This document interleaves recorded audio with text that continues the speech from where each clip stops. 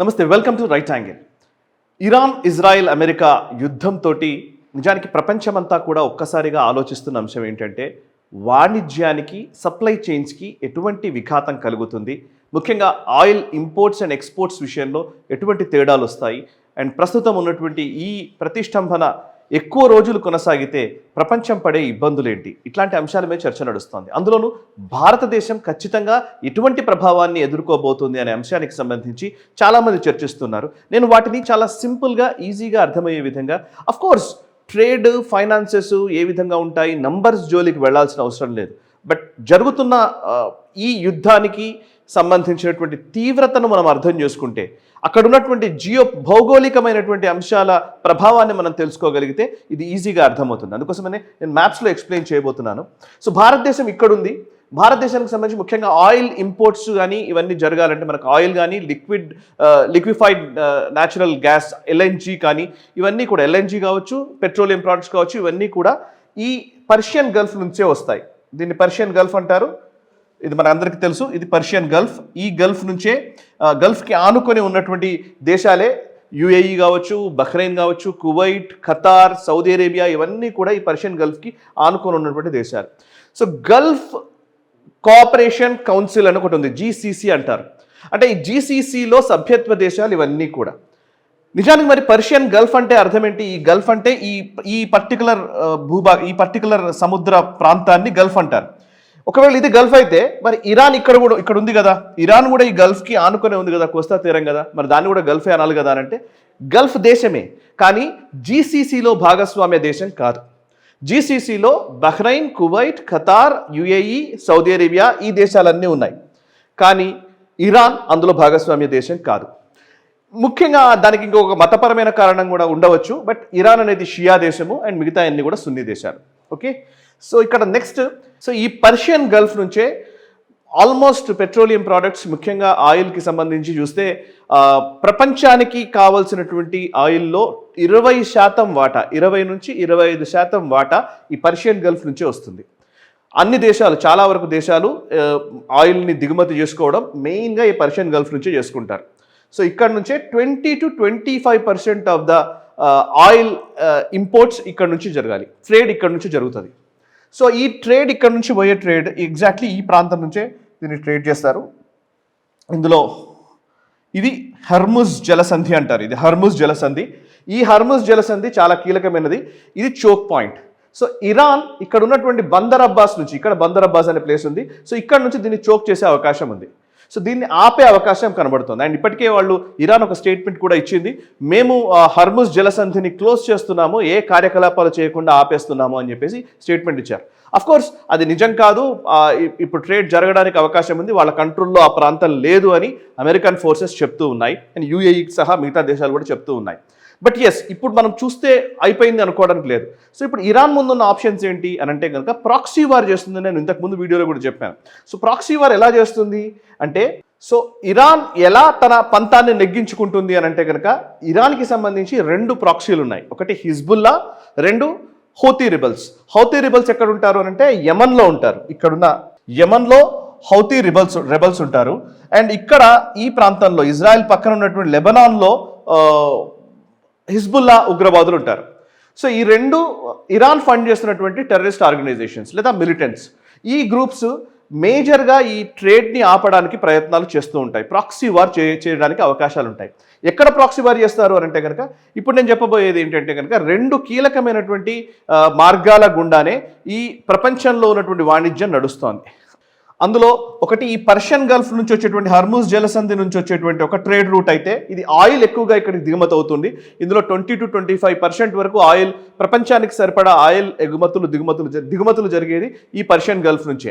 ఇంకొక వైపు ఏంటంటే ప్రపంచ వాణిజ్యం యూరోపియన్ దేశాల నుంచి మన ఏషియన్ కంట్రీస్కి, ఆసియా దేశాలకు వచ్చేటువంటి ట్రేడ్ అంతా కూడా ఈ మార్గం గుండానే వస్తుంది. దీన్ని సూయిజ్ కెనాల్ అంటారు. ఇది రెడ్ సీ గుండా ఇలా గల్ఫ్ ఆఫ్ ఏడెన్ నుంచి ట్రేడ్ జరుగుతుంది.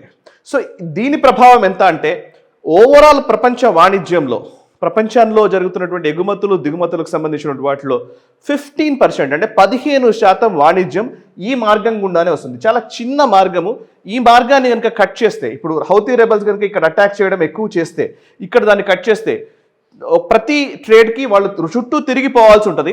ఆ షిప్మెంట్ రావాలంటే 2 3 ఖర్చు అవుతుంది, లాజిస్టిక్ ఖర్చు అవుతుంది. సో అది చాలా భారం పడుతుంది. కాబట్టి ఇది చాలా ఇంపార్టెంట్ మార్గం ఇది. సో ఇప్పుడు అమెరికాకు సంబంధించిన ఎయిర్క్రాఫ్ట్ క్యారియర్స్ ఎక్కడున్నాయి అని అంటే, ఇక్కడ ఒక ఎయిర్క్రాఫ్ట్ క్యారియర్ ఉంది, ఇక్కడ ఒక ఎయిర్క్రాఫ్ట్ క్యారియర్ ఉంది. సో ఇక్కడ ఏ ఇబ్బంది రాకుండా చూసుకోవడము అండ్ ఇక్కడ నుంచి ఇరాన్ని అటాక్ చేయడము, ఈ ప్రాంతాన్ని మొత్తం కవర్ చేయడానికే అమెరికన్ ఎయిర్క్రాఫ్ట్ క్యారియర్స్ ఇప్పుడు మోహరించి ఉన్నాయి. ఇక భారత్ పైన ప్రభావం ఏంటి అని నేను చెప్పే ప్రయత్నం చేస్తాను. భారత్కి సంబంధించినటువంటి వాటిల్లో వాణిజ్యానికి సంబంధించి ఇప్పుడు గల్ఫ్ నుంచి వచ్చేటువంటి ఆయిల్ మన భారతదేశానికి 50% ఆయిల్ ఇంపోర్ట్స్ మనము గల్ఫ్ నుంచే చేసుకుంటున్నాం. 50%. 60% ఎల్ఎన్జి ఇంపోర్ట్స్ మనం ఇక్కడ నుంచే చేసుకుంటున్నాం అండ్ గల్ఫ్ నుంచే చేసుకుంటున్నాం. ఇంకొక వైపు ఈ సూయిజ్ కెనాల్ నుంచి మన వాణిజ్యం ఎంత వస్తుంది అని అంటే, ఆల్మోస్ట్ చెప్పాలంటే 50% పైగా మన ఎక్స్పోర్ట్స్, 30% పైగా ఇంపోర్ట్స్ ఇక్కడ నుంచే రావాలి. సో ఇంపోర్ట్స్ అన్ని ఇక్కడ నుంచే వస్తాయి. 30% భారతదేశానికి సంబంధించినటువంటి 30% దిగుమతులు, 50% పైగా ఎగుమతులు అన్నీ కూడా ఈ మార్గం గుండానే మనం చేస్తున్నాం. సో ఈ రెండు చాలా కీలకమైన భూభాగాలు. ఇది ప్రపంచానికి మాత్రమే కాదు, భారత్కి చాలా ఖచ్చితమైనటువంటి ప్రాంతాలు ఇవి. సరే, దీనికి ఆల్టర్నేట్స్ లేవా అని అంటే కదా, ఖచ్చితంగా ఉన్నాయి. దాని గురించే మనము ఎక్స్ప్లోర్ చేస్తూ ఉన్నాము. అందులో భాగంగానే భారతదేశం మొన్న 2023లో G20 సమావేశాలు భారతదేశంలో జరిగాయి. ఆ G20 సదస్సులో ఒక ప్రపోజల్ ముందుకొచ్చింది. అదేంటంటే, ఇండియా మిడిల్ ఈస్ట్ యూరోపియన్ యూనియన్కి సంబంధించి యూరోపియన్ ఎకనామిక్ కారిడార్ అని ఒకటి తీసుకొచ్చాం. IMEC అంటారు, India middle east European union economic corridor. So ఇదేంటంటే, భారతదేశంలో ఉన్నటువంటి Gujarat Mundra port and Mumbai port, ఈ 2 పోర్ట్ల నుంచి మనము ఈ ప్రాంతాలకి ఒక ఎకనామిక్ కారిడార్ లాగా చేయాలనుకున్నాం. అంటే ఇదేంటంటే, ఇది అరేబియన్ ఓషన్ నుంచి సముద్ర మార్గం గుండా ఇక్కడికి వచ్చి అండ్ ఇక్కడ ఒమన్, UAE, సౌదీ అరేబియా, అదేవిధంగా జార్డాన్, ఇజ్రాయెల్ వరకు ఒక కారిడార్ని ఏర్పాటు చేయాలనుకున్నాం. సో ఈ కారిడార్ ఇక్కడ మాత్రమే కాదు, ఇక్కడ నుంచి ఇది మధ్యధరా సముద్రం నుంచి మన యూరోపియన్ యూనియన్కి కనెక్ట్ చేసేటువంటి ప్రాంతము. సో అక్కడ ఉన్నటువంటి గ్రీస్ మీకు చూపిస్తాను. ఇది ఇక్కడ నుంచి ఇక్కడ వరకు ఒక కారిడారు సముద్ర మార్గం ద్వారా, ఇక్కడ నుంచి ఈ ఇజ్రాయెల్ హైఫా వరకు రోడ్డు మార్గము, రైలు మార్గాల్ని వేసుకొని అండ్ కింద under ground cables, under ground connectivity తోటి చాలా అంశాలు, అంటే ముఖ్యంగా ఈవెన్ ఇంటర్నెట్ కావచ్చు, కేబులింగ్ వ్యవస్థ కావచ్చు, ఇవన్నిటిని రూపకల్పన చేసుకొని ఇక్కడి నుంచి యూరోపియన్ యూనియన్కి కనెక్ట్ చేసేటువంటి ఒక కారిడార్ని మనం రూపొందించాలనుకున్నాము. 2023లో ఇది G20 సదస్సు సమయంలో వచ్చినటువంటి ప్రపోజల్. దాని గురించే మోదీ గారు మొన్న ఒమన్కి వెళ్ళినప్పుడు డిస్కస్ చేసిన అంశాలు కావచ్చు, UAE అధినేత MBZ భారత్కి వచ్చినప్పుడు మాట్లాడిన విషయం కావచ్చు, మొన్నటికి మొన్న నెతన్యాహుతో సమావేశమైనప్పుడు ఈవెన్ నెతన్యాహుతో కూడా ఈ కారిడార్ గురించే చర్చించినట్టుగా తెలుస్తోంది. ఇది మాత్రమే కాదు, ఇప్పుడు ఇక్కడ యూరోపియన్ యూనియన్కి సంబంధించినటువంటి దేశాలు కూడా కొన్ని ఉన్నాయి. అందులో మేజర్గా రోమ్, ఇటలీని, అదేవిధంగా ఇటు గ్రీస్ని, ఇంకోవైపు ఇటు యూరోపియన్ దేశాలకు అన్నింటికి కూడా కనెక్ట్ చేసే విధంగా ఈ కారిడార్ని రూపొందించాలని మనం అనుకున్నాం. సరే, ఈ కారిడార్ 2023లో ప్రపోజల్లోకి వచ్చింది. ఇప్పుడు ఎక్కడుంది అంటే కనుక, 2023 తర్వాత హమాస్ ఉగ్రవాదులు ఎప్పుడైతే ఇజ్రాయెల్ పైన దాడి చేశారో, ఆ తర్వాత ఇరాన్కి ఇజ్రాయెల్కి మధ్య కాన్ఫ్లిక్ట్స్ పెరుగుతూ వచ్చాయో, అప్పటి నుంచి ఇది కొంత మందకొడిగా సాగుతూ వస్తోంది. అండ్ రెండోసారి డొనాల్డ్ ట్రంప్ అధ్యక్ష బాధ్యతలు స్వీకరించిన తర్వాత కొంత భారత్తో అమెరికాకు ఉన్నటువంటి ప్రతిష్టంభన నేపథ్యము, ఇంకొక వైపు ఆ గాజా స్ట్రిప్లో ఉన్నటువంటి అశాంతి, ఇవన్నిటి నేపథ్యంలో కొంత దాన్ని మందకొడిగా సాగుతూ వచ్చింది. బట్ మొన్న యూరోపియన్ యూనియన్తో మనం ఫ్రీ ట్రేడ్ అగ్రిమెంట్ చేసుకున్న టైంలో కూడా ఈ కారిడార్ గురించే ప్రస్తావన వచ్చింది. ఒకవేళ ఈ కారిడార్ కనుక పూర్తయితే, ఇందాక నేను చెప్పినటువంటి ఆ రెడ్ సీ నుంచి వచ్చేటువంటి ప్రమాదము, ఇటు గల్ఫ్లో ఉన్నటువంటి సమస్య, ఈ రెండిటికి చెక్ పెట్టే విధంగా ఈ కారిడార్ కనుక అయితే, ముఖ్యంగా రెడ్ సీకి సంబంధించినటువంటి రెబల్స్ గొడవ నుంచి బయటకు రావాలనంటే కనుక సుమారు 50% మనకు లబ్ధి చేకూరుతుంది అనేది తెలుస్తున్న విషయం. దీని మీదనే చర్చ జరుగుతోంది. అండ్ ఇటలీ, గ్రీస్ సుముఖత వ్యక్తం చేస్తున్నాయి.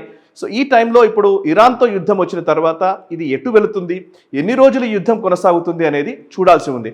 సో ఇప్పుడు నేను ఇందాక చెప్పినట్టుగా ట్రేడ్ రూట్స్ వల్ల మనం ఇబ్బంది పడాల్సిన పరిస్థితి వస్తుంది. ఆయిల్ ఖచ్చితంగా దాని రేట్ పెరుగుతుంది. ఇప్పుడు ఆల్మోస్ట్ ఈ కొంతకాలంలోనే $86 ఒక బ్యారెల్ ఆయిల్ ధర ప్రస్తుతం కనబడుతోంది. అది $100 కూడా పెరిగే అవకాశం ఉందని తెలుస్తోంది. అంటే సో ఆయిల్ ఇంపోర్ట్స్ వాల్యూ పెరగబోతోంది. ఆయిల్ మనం కొనుగోలు చేయాలంటే దాని కాస్ట్ పెరిగే అవకాశం కనబడుతుంది. పెట్రోలియం ఉత్పత్తులకు సంబంధించిన కాస్ట్ పెరిగే అవకాశాలు కనబడుతున్నాయి. అండ్ ట్రేడ్ కూడా చాలా వరకు కొంత ఇబ్బందికరమైన పరిస్థితులకు వెళ్లే అవకాశాలు కనబడుతున్నాయి. సో ఈ యుద్ధం ఎంత ఎక్కువ రోజులు నడిస్తే అంత ఎక్కువ రోజులు నష్టాన్ని చవిచూడక తప్పదు. సప్లై చైన్స్ డిస్రప్షన్ అనేది ఎక్కువగా ఉంటుంది. దీనికి ప్రత్యామ్నాయాల మీద ఇప్పటికే భారత ప్రభుత్వం కూడా దృష్టి సారిస్తున్నట్టుగా తెలుస్తోంది. ప్రత్యామ్నాయంగా ఏం చేయాలి, అక్కడ శాంతి స్థాపనకు ఏం జరగాలి, ఇటువంటి అంశాల మీద కూడా ఆల్రెడీ వాణిజ్యానికి సంబంధించినటువంటి కీలక వ్యక్తులు ఆల్రెడీ దీని మీద చర్చలు చేస్తూ ఉన్నారు. సో లెట్స్ సీ ఇప్పుడు ఇరాన్ ఎటు దారి తీస్తుంది, ఇరాన్లో రెజీమ్ చేంజ్ జరిగిన తర్వాత జరిగే పరిణామాలు ఏ విధంగా ఉంటాయి, అండ్ భారత్ మీద అది ఎటువంటి ఎఫెక్ట్ ఉంటుంది, ఎప్పటికప్పుడు మీకు ఇన్ఫర్మేషన్ చెప్పే ప్రయత్నం కూడా నేను చేస్తూ ఉంటాను. మనసా వాచా కర్మణ, దేశహితం కోసం నేషనలిస్ట్.